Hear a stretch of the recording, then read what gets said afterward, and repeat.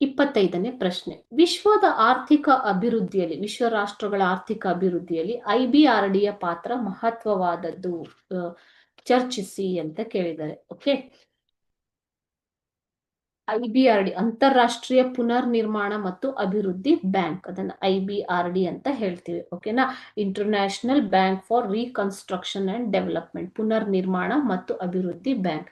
ಎರಡನೇ ಮಹಾಯುದ್ಧದ ನಂತರ ಆರ್ಥಿಕ ಪುನಶ್ಚೇತನಕ್ಕಾಗಿ ಈ ಒಂದು ಬ್ಯಾಂಕ್ ಸ್ಥಾಪನೆಗೊಳ್ಳುತ್ತೆ. ಸೊ ಇದರ ಮುಖ್ಯ ಪಾತ್ರ ಏನು ಅಂತಂದ್ರೆ, ಕೃಷಿ, ಕೈಗಾರಿಕೆ, ಸಾರಿಗೆ ಮತ್ತು ಸಂಪರ್ಕಗಳ ಅಭಿವೃದ್ಧಿಗಾಗಿ ಅಗಾಧ ಮೊತ್ತದ ಸಾಲವನ್ನ ಇದು ಸದಸ್ಯ ರಾಷ್ಟ್ರಗಳಿಗೆ ನೀಡುತ್ತೆ ಮಕ್ಕಳು. ಓಕೆ, ವಿಶ್ವ ವ್ಯಾಪಾರ ಹಾಗೂ ವಿದೇಶಿ ವಿನಿಮಯ ಪಾವತಿಯ